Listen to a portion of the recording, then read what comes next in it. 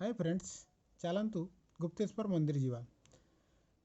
आपण जानिथिबे गुप्तेश्वर मंदिर प्रसिद्ध गुप्तेश्वर बाबा बा महादेवंकर पीठ, जोटा कि कोरापुट रे अवस्थित।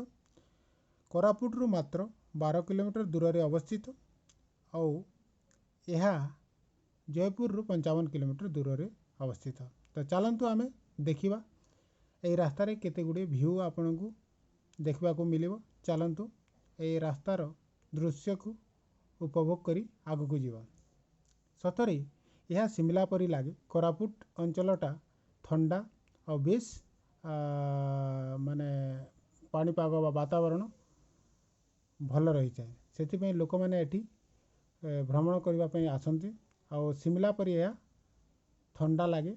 तो आपण गुप्तेश्वर मंदिर जावाई यही रास्ता हो जावाक पड़ो। आपड़ देखिपे दुई पास पर लैंडस्लाइड होती, कारण कहीं एवं वर्षा कालीन से एटा लैंडस्लाइड हो जाइए, किंतु जीवा आसबार किसी असुविधा नहीं। आपण वर्षा समय भी गुप्तेश्वर बाबा दर्शन करें। तो चलतु देखा आग को आउ कौन कौन दृश्य आम देखा। तो देखु जस्ट आग को गले गोटे डालखाई माँ मंदिर अच्छी, जोटा गुप्तेश्वर मंदिर रास्ता बेले पड़ी थाए। तो एटी दुई पिला देखुथिबे डाल को ए पिला माने दियंती और माँ को मंदिर रे चढ़ाती। तो एठू आमे जस्ट तांकर दर्शन करी आगे जीवा। आमे दर्शन कर सारा पर आगे आसिला देखिला एटा कि पूरा प्राकृतिक सौंदर्य रे भरा। ए दृश्य देखिले आपन को एमितिया लागिवो कि एठिकार प्राकृतिक सौंदर्य भरा रे निज को निजे आपन हजि जीवे। चलतु एबे जस्ट पहुँची गलानी आमर गुप्तेश्वर गुंफा बा गुप्तेश्वर पीठ। तो जस्ट गुप्तेश्वर मंदिर जीवा आगरू आपण ये दुकान बाजार को टिके देखि नियंतु। एटी कौन कौन बिकंती लोक माने केमितिया ए सब विषय रे आपण एटी आसिला परे आपण जानि परिबे। देखंतु एई गुप्तेश्वर मंदिर रे बहुत सारा दुकान गुड़ाक रही, जोटा कि जंगली जिनस गुड़िक भी मिल पारे। आपण आसिला परे एटी निजे सब किछि देखि पारिबे और मो वीडियो माध्यम रे भी आपण ए सब को देखि पारिबे। तो आज आम ए गुप्तेश्वर पीठ बा गुप्तेश्वर गुंफा विषय आम किछि जानि पारिबा, जहाँकि पौराणिक हिसाब रे भगवान राम लक्ष्मण एवं सीता तांकर 14 वर्ष वनवास समय रे एई जंगल को आसीथिले एवं बाबा गुप्तेश्वर पूजा करथिले। किंतु लोक माने कहती यह जड़े ट्राइबल मैन बा धुरुआ जातिर शिकारीटीए सर्वप्रथमे भगवान शिवं पूजा करथिले। तापरे परे लोक माने जानिथिले एवं जयपुर राजा को यही वार्ताटी पहुँचैथिले। तापरे यही मंदिर 1900 शताब्दी प्रसिद्ध हो आसीची और लोक माने एठी श्रावण मासरे शिव बाबा को दर्शन करने पाई बहुत श्रद्धालु आसी थांती। तो आपण देखि पारुथिबे एठी प्राकृतिक सौंदर्य रे भरा। आपण एठी आसिला परे आपण को एमिति लागिवो आपण एठी निज को निजे भूली जीवे। चलंतु आज आमे सही प्राकृतिक सौंदर्य सहित गुप्तेश्वर बाबांकर मंदिर विषय किछि जानिबा। तो एठी आसिला परे आपण को एमितिया लागिवो जे आपण निज को निजे बहुत धन्य मन करेंगे। तो चलतु देखा सर्वप्रथमे प्रथम द्वार उपरे आमे नजर पकेबा। एटा हूँ प्रथम द्वार, जोटा कि गुप्तेश्वर पीठ बा गुप्तेश्वर मंदिर जीवा आगरू प्रथम द्वार आपण देखिए। तापरे जाई आपण आग को जीवे। तो एठी देखि सारा परे जस्ट यही गुप्तेश्वर मंदिर साइड रे आपण गोटे व्यू देखा मिलिबो, जहाँ कि नदी सहित चारिआडे जंगल अच्छी और आपण को देखा एमितिया दृश्य मिलिबो आपण निजे को निजे भूली जाई पारिबे। देखंतु एटा होची गुप्त गंगा। लोक माने कहंती एडा गुप्त गंगा, जोटा कि चारिआडू माने पर्वतरू पानी झरी झरी आसे और ए नदी देई आग को जाए।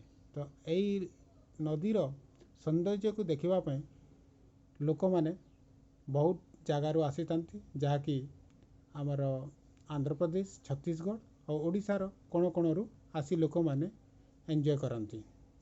चलतु यही गुप्त गंगा देखी सारा पर आम ए गुप्तेश्वर बाबांकर दर्शन करने जीवा। यह हूँ गुप्तेश्वर बाबांकर गेट जोटा कि प्रवेश द्वार।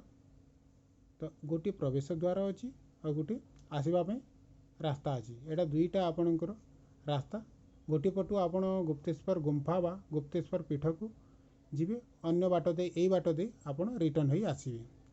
चलतु आम गुप्तेश्वर बाबा को दर्शन करने आरंभ करवा। तो यही सीढ़ी माध्यम आम पहाड़ को चढ़ा जोटा कि ऊपरे पहाड़ उपरे गुप्तेश्वर शिवलिंग रही अछि। एठू 200 सीढ़ी चढ़ी आम गुप्तेश्वर मंदिर जीवा। तो आपण 200 सीढ़ी चढ़ापी प्रस्तुत होइजिवे। बेसी किसी कष्ट लगे नहीं, आपण आराम से जाइकी गुप्तेश्वर पीठ को पहुँची जीवे और शिवलिंग दर्शन करें।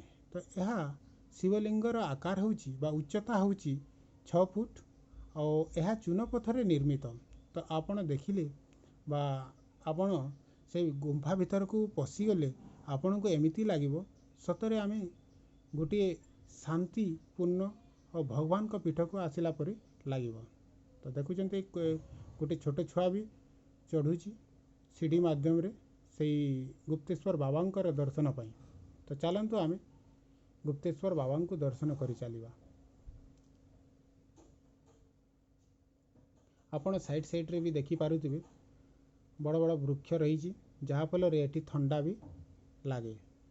चारिआडे सबुजपूर्ण चारिआडे जंगल और यह पहाड़ उपरे गोटे गुंफा रही जो गुंफा को गुप्तेश्वर गुंफा बोली आमे कही थाउ। और सही गुंफा भितर आमर शिव देवंकर शिवलिंग रही अछि जोटिकी लोक माने पश्चिम ओडिशा पूर्व ओडिशा उत्तर ओडिशा दक्षिण ओडिशा पूरा सारा ओडिशारू लोक माने आसी दर्शन करती। ता सहित छत्तीसगढ़ एवं आंध्र प्रदेश मध्य लोक माने एठी आसी दर्शन करतांती। चलंतु आमे गुंफा भीतर को पशिबा और गुप्तेश्वर बाबांकर दर्शन करवा।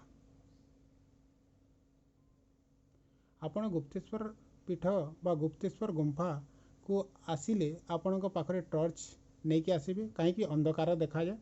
तो आपणकर माने दर्शन करने बा गुप्तेश्वर बाबा को दर्शन करने को हेले टिके आपण को टॉर्च किंबा कौन सी लाइट माध्यम रे सुविधा नहीं कि आसबे जहाँ फल आपण भल हिसाब रे दर्शन करें।